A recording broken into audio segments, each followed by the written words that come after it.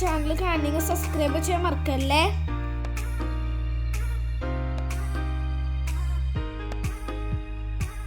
Hello friends, ഞാൻ നിങ്ങളുടെ സ്വന്തം ഡാനിയൽ.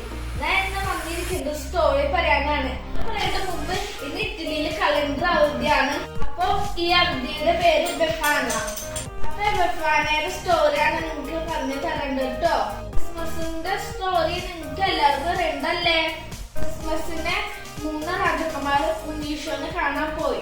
രാജകുമാർ പോയ വഴിയെല്ലാം ഈശോ ജനിച്ച കാര്യം അറിയിച്ചു. അങ്ങനെ ആ 3 രാജകുമാര് ഒരു വീടിന്റെ വാതിൽ മുട്ടിപ്പോ ഒരു പ്രായമായ അമ്മാമ്മ വന്നു. അപ്പൊ അമ്മാമ്മ രാജകുമാരനോട് പറഞ്ഞു, അയ്യോ, ഞാൻ ഭക്ഷണം ഉണ്ടാക്കേണ്ട തിരക്കിലാണ്, എനിക്കിപ്പോ വരാൻ പറ്റില്ല. ഇതിനുശേഷം രാജകുമാരൻ അവരുടെ യാത്ര തുടർന്നു. പോയപ്പോ അമ്മാമ്മ വിചാരിച്ചു, അയ്യോ മണ്ടത്തരായല്ലോ. ഇതിനുശേഷം അമ്മാമ്മ ഉണ്ടാക്കിയ പലഹാരങ്ങളും ഭക്ഷണങ്ങളും ഒരു കറിലിട്ട് രാജകുമാരൻ പോയ വഴിയിൽ പോയി. അമ്മാമ്മ കുറെ ദൂരെ പോയപ്പോൾ രാജകുമാരനെ കണ്ടെത്താൻ പറ്റില്ല. രാജകുമാർക്ക് മാത്രം ഉണ്ണീശോനെ കാണാനുള്ള വഴി അറിയില്ലായിരുന്നു.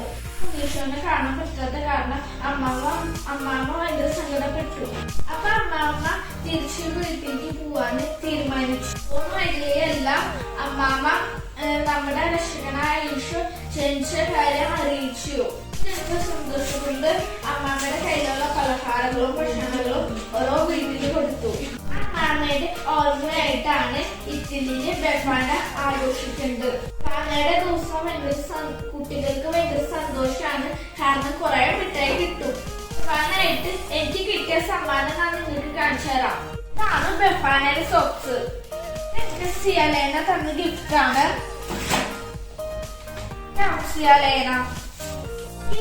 സിയലീസ തന്ന ഗിഫ്റ്റ് ആണ്. സിയലീസ.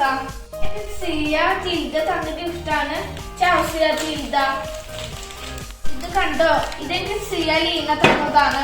ഇതിന്റെ അകത്തൊരു കിണ്ടറിന്റെ സർപ്രൈസ് ഉണ്ട്. നമുക്ക് എന്താണെന്ന് കുട്ടിച്ചു നോക്കാം.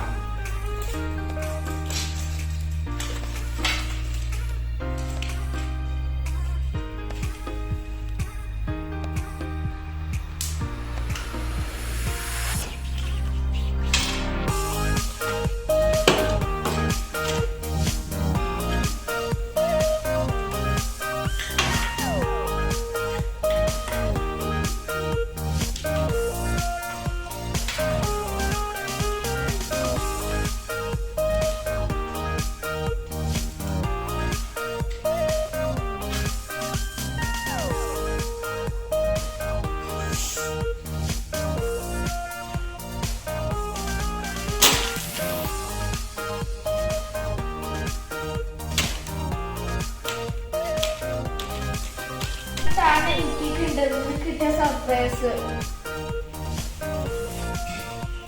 ഇതില് വേറൊരു സ്റ്റോറി ഉണ്ട്. മിടുക്കന്മാർക്ക് മാത്രമാണ് മിഠായി കിട്ടേണ്ടത്.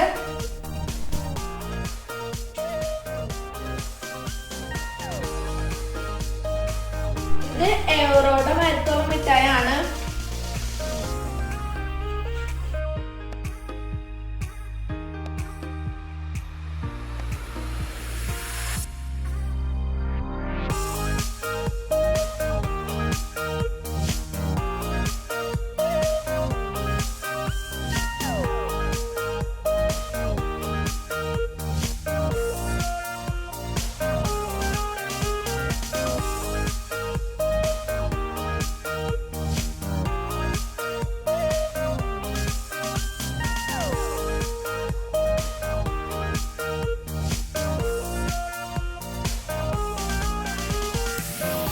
ബെഫാനയുടെ സ്റ്റോറി നിങ്ങൾക്ക് ഇഷ്ടപ്പെട്ടു എന്ന് ഞാൻ വിചാരിക്കുന്നു.